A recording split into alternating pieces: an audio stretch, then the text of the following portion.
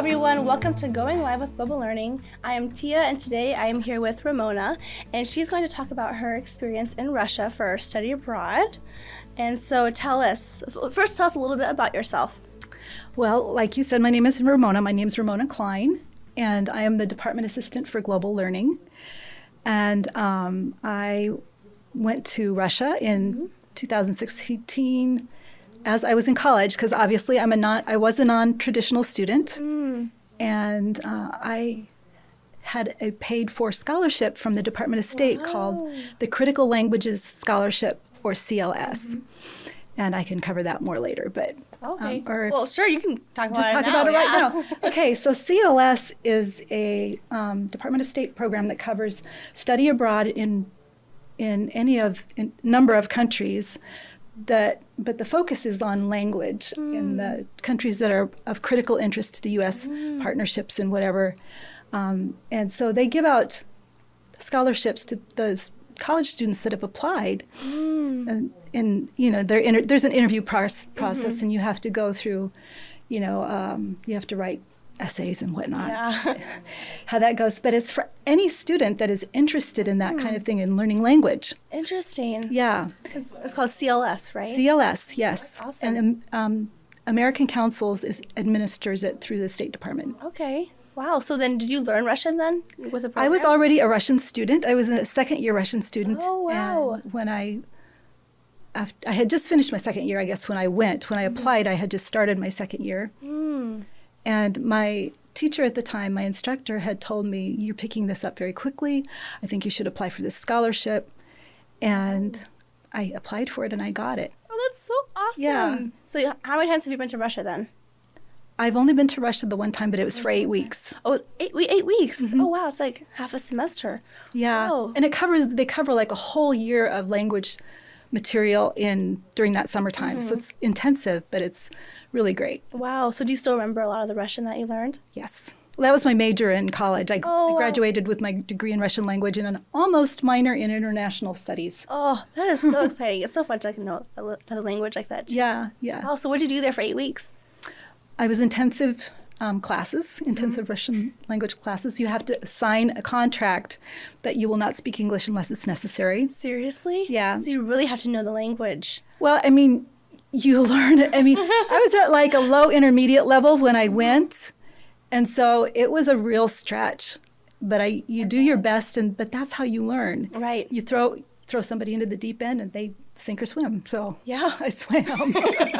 You're like just trucking, like trying to get by. Yeah, I was motivated. I really wanted to do this. Wow, that is awesome. So, so tell us about kind of like the country itself and some of the culture that you experienced. Yeah, well, I've been fascinated with Russia most of my life. So I had read quite a bit about it, but Russia, as everyone knows, is a very large country. Yes. 11 time zones, and the people are so fascinating to me. The culture and the music, all those things are just very interesting to me. But I really like their concept of, like, for example, friendship. They have 3 levels of friends. You have your acquaintances, which is called znakomy. Then you have your priyatel, which is your closer circle of friends, people that you hang out with. Maybe you go out and have a beer or something. And then you have your drug, your druze, which is your closest friends. It's the person you call in the middle of the night because you're throwing up or whatever. Aww. And they come over and hold your hair. Aww. But anyway, so if you call somebody a friend, that really means something there. Really? Like here we use the term friend very loosely, but there it really means something. Really? That is so cool. Like, I didn't even think about that. Like, the language, how like different words have like a stronger meaning. Right. Or things like that. Right. Wow. Yeah. Oh, that is awesome. Do you have like a favorite memory that you did while you were there? Oh my gosh, I have so many. I think one of my favorite memories was riding on the train in Russia. Is such an experience because people bring their own food, and it's almost like camping. Because you're not in a private little car we're so individual and we want our privacy and everything. They're laying on the seats and their feet are sticking out when you're walking to the bathroom at night. Oh my goodness. Yeah, and if they're sitting there eating their potatoes and eggs, and they ask you if you want some, and then you offer them some of your food, and that's how you meet people, right? Wow, like it sounds like very much of a community there. It's a very collective culture and very much community oriented, and they think about more of the collective us. than we do. Wow. We're more individual. That So was- that was one favorite memory. And the other one was, well, we were talking about this earlier. Going to the ballet Swan Lake Oh, so in fun. St. Petersburg was my very favorite Oh, because that had been a dream of mine for a long time. yeah. Oh, that is so wonderful. Mm-hmm. Like you do sing, even just like seeing Swan Lake there in Russia, like oh, that just sounds so exciting. Mm-hmm. Yeah. Wow. Do you have like you said, because you talked about the culture Mm-hmm. and like how they dress and stuff. Like what was a typical day there for the people? For just an average person? Mm-hmm. Well, the lady that was my hostess, we stayed with host families. The lady that was my hostess. She was a retired history and university professor.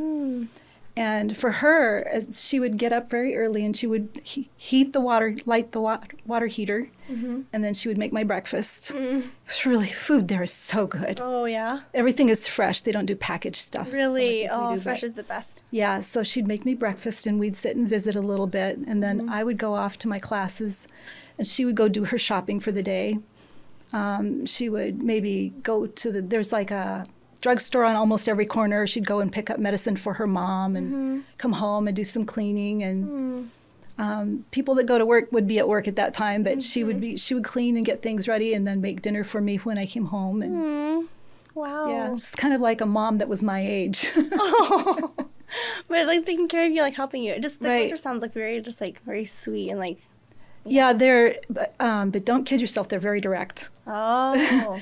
But then they're giving you the honest truth though. They're not Yeah, being that's fake with exactly you. true. Yeah, they're just being honest. Yeah, and Yeah. like you're saying with the friend thing, like if they're Mm-hmm. being honest, like I mean, sometimes it might hurt, but then also that you don't have to like second guess like what they mean, and Yeah. I feel like the trust would be a lot more there. Yeah, she and I got to be pretty close. Oh, that's awesome. Mm-hmm. So, what's like your favorite like food or dish that they had there? Oh my gosh, everything was so good. But I think my favorite is pelmeni, and they're like little meat dumplings, and they serve them with sour cream. And my hostess's pelmeni were the best. Oh, really? Yeah, Oh, that's really, awesome. really good. And all fresh food too. And it sounds like she made all her food. She made all her food. Yeah. Wow, Mm-hmm. that's fun. So, did they have any night markets or like events and stuff that you went to? They had a lot of markets, but we went to cultural things. Like we went to a big production where they did folk music and dancing and all that kind of stuff, which I love. I love their folk music. Also, we had culture classes in which we learned to do the folk dancing Oh, that's fun. and sing a lot of the folk songs and things Uh-huh. like that, and that was really fun. Oh, that's fun. Yeah, we went to Moscow. We went to Nizhny Novgorod, which used to be a closed city, but not anymore. Oh, nice. And of course St. Petersburg, which was my Yes. favorite. Oh, that's fun. I just think of Anastasia and the St. yeah. Petersburg, and it's just so fun. Like, It's a beautiful city. oh, I know. When did you go? What time of the year was it? It was summer. Summer, so you didn't have any of the snow. No snow. skip No, all that. actually, the climate there is very much like Iowa. It's Is it really? Yeah, it's a continental, type of. You're not near the ocean, so you get really cold winters and warm, hot, humid summers. Really? Mm-hmm. That's so interesting because aren't they on the northern equator? Well, not so much as you would think, because Really? where I was outside of Moscow, probably about a 2-hour train ride, maybe more. No, it's probably a little more than that. But it was a lot like Iowa. Really? What I kept thinking is like, yeah, this feels like Iowa. That is so funny. Yeah. So you said you took a train ride. Like, is Mm-hmm. that their normal transportation? Trains, buses, electric, I guess you'd call it a trolley bus. Oh, wow. Subways in the big city, like St. Petersburg, I think has got one of the deepest subways in the world. And you look Really? at the escalator and it goes up and up and up and up Oh, and up and up boy. and up and up and just like, where's the end of it? Wow. Yeah. So do not letting people drive there then? People do drive there, but it's easier and probably safer just to take mass transit. It's everywhere. I mean, you can just walk 2 blocks to the bus stop, Oh, wow. get on and off, and it's just easier. Plus, the bus is more fun, I think. Yeah, it is kind of fun, especially when you're there for 8 weeks. You want to experience Yeah. whole culture, like getting to just people watch would just be so fun. And I love to take pictures, so I would Of take course, pictures yeah. of people on the bus, and that was one of my Oh. favorite things. Oh, that's so fun. So do they have like a cultural like dress that they have there? The way they dress culturally. Mm-hmm. The women are prettier than we are, and they dress nicer. They wear heels, they do their makeup, their hair is nice, they dress nicely. And then they see us walking down the street and they're going, oh, you're not from here, are you? Like, you're foreigners, we can tell. I tried to dress like other women my age. I wore, skirts, and I carried like a shopping bag instead of a backpack. So I wouldn't be like, oh, there's an American. I wanted to blend in as much as I could. Yeah. Well, that's awesome. Yeah, for any student who'd be interested in, like, let's say, study abroad, I don't know if Kirkwood does a Russia study abroad, but for just studying abroad in general. Yeah, CLS offers a bunch of different countries you can go to, and Kirkwood students can apply for the CLS scholarship. Really? It's online if you just go to American Council's CLS scholarship. Okay, I did not know that. That's very fascinating because different study abroads, you learn about the culture, you're doing a project there, and then this is language-oriented. Language. Yeah, and there are 13 different languages that, that they administer. So really? Wow. Well, thank you so much for sharing your experience, and thank you all so much for watching. If you have any more questions about study abroad, visit Kirkwood's website, and have a good day.